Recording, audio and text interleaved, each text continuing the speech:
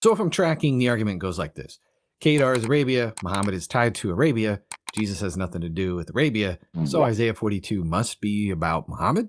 Look, I know this is just a short, and some Muslims are going to say that I'm leaving things out, but I've read Abraham Fulfilled, which this creator co-authored, and the argument really does hinge on the mention of Kedar, and it completely misreads Isaiah 42 at the most basic level.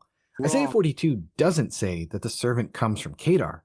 When Kedar shows up, Isaiah has shifted into a call for worldwide praise.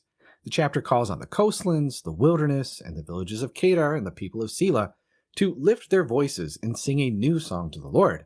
Muslims like Adnan will often attempt to link Selah to Medina, but most biblical scholars identify Selah with Edom given its consistent use elsewhere in Scripture. Regardless, the point is that this is not a biography, but worship language and poetic parallelism. It's a geographical sweep of distant peoples joining in praise because of what God is doing.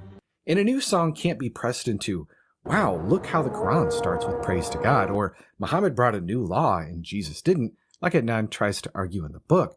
But in the Psalms, new song is just stock language for praising God for fresh acts of deliverance. So the whole Kedar argument is a big category mistake. Testify claims. Category error. Isaiah 42 doesn't say the servant comes from Kedar. It just shifts to a poetic call for worldwide praise. Let the villages of Kedar rejoice, sing a new song from the top of the mountains.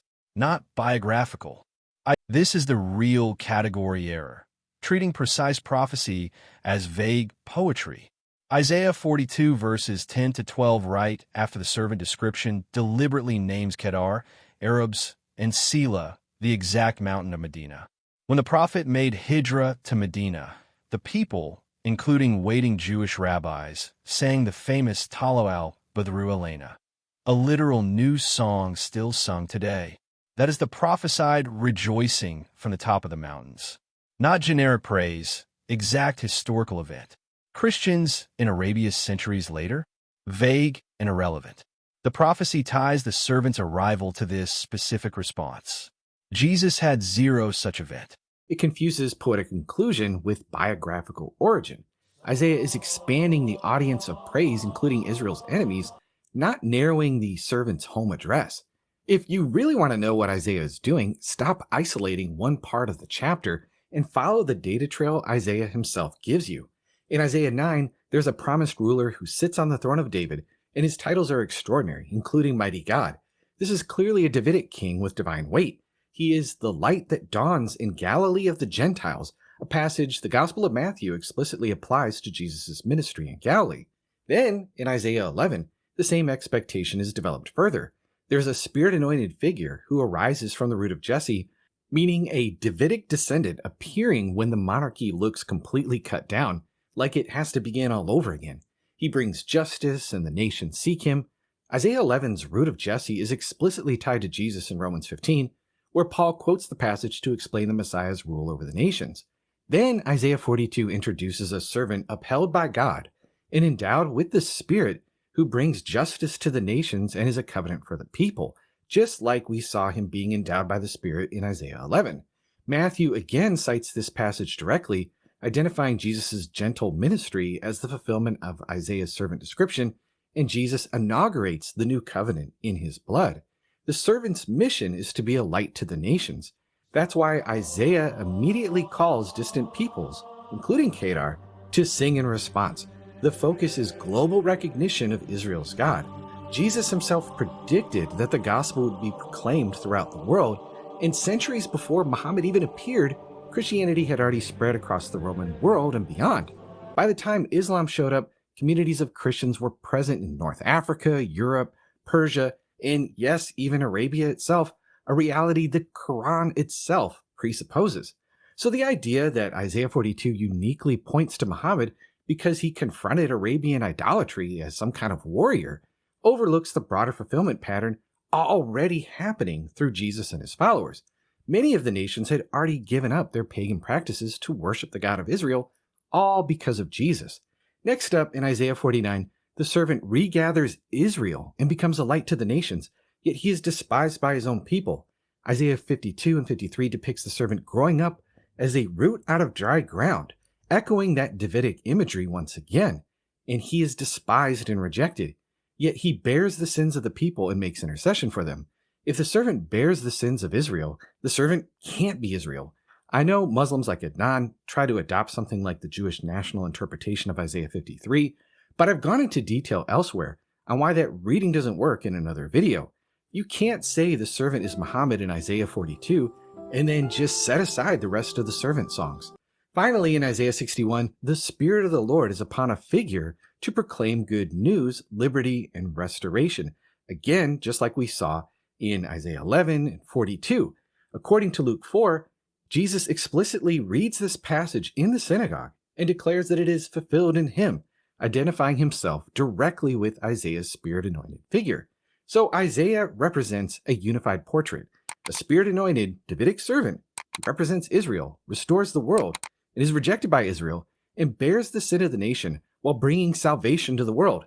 Muhammad fits none of those things. The Muhammad argument only works by cherry-picking one poetic line in Isaiah 42, then cobbling together a few other weak connections, and ignoring the servant trajectory running across the entire.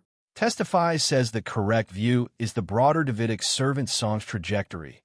Isaiah 9, 11, 42, 49, 52 to 53, 61 equals Jesus, Spirit anointed, light to nations, bears sins, Isaiah 53. New Covenant. Christianity reached Arabia first. Muhammad was a warrior, not gentle. Doesn't fit. Servant songs are not all one Davidic Messiah. Isaiah 41 verse 8 calls Israel the servant. The songs switch between collective Israel and individual. Isaiah 42 is the victorious servant who will not fail or be discouraged till he has established justice on earth. 42:4. Muhammad succeeded, established the Islamic State in justice. Isaiah 53 is the suffering one different chapter. Jews have always read the servant in 42 to 49 as Israel. Testify forces them together. Davidic links, Isaiah 9, 11, those specify Galilee of the nations, throne of David, wolf lying with lamb peace.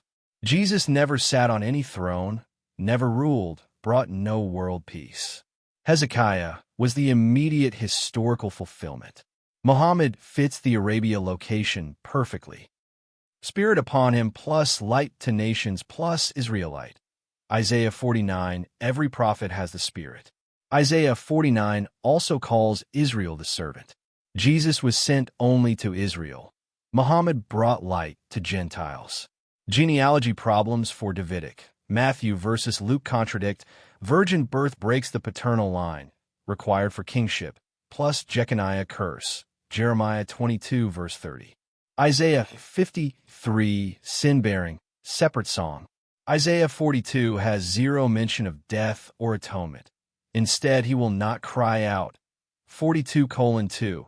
Yet the Lord goes out like a mighty man, like a man of war. 42:13. Muhammad led battles to defend truth. Jesus cried on the cross and died without establishing justice. New Covenant and Arabia spread. Jesus' supposed New Covenant still left Arabs pagan until Muhammad purified monotheism and crushed idolatry exactly as prophesied, not give glory to carved images. 42:8. Christianity introduced Trinity. Sure, Muhammad fits 100%. Jesus fit zero. Using the exact same methods. World peace and universal knowledge of God. Isaiah 2:4, 11:9, Micah 4 verse 3. Never happened.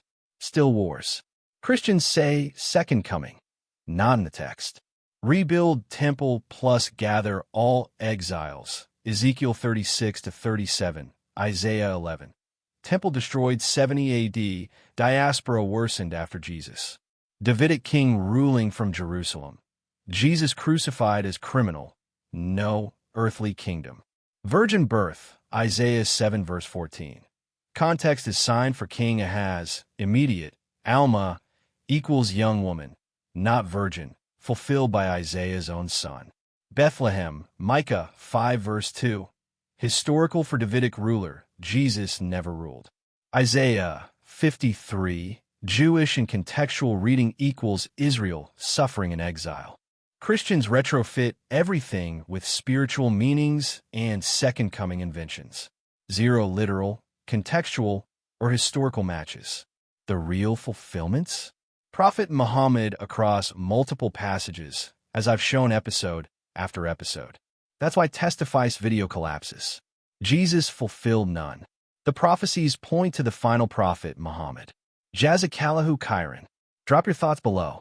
Was this clear? Like, share, and watch the whole playlist for every other Jesus prophecy debunked the same way. Assalamu alaikum.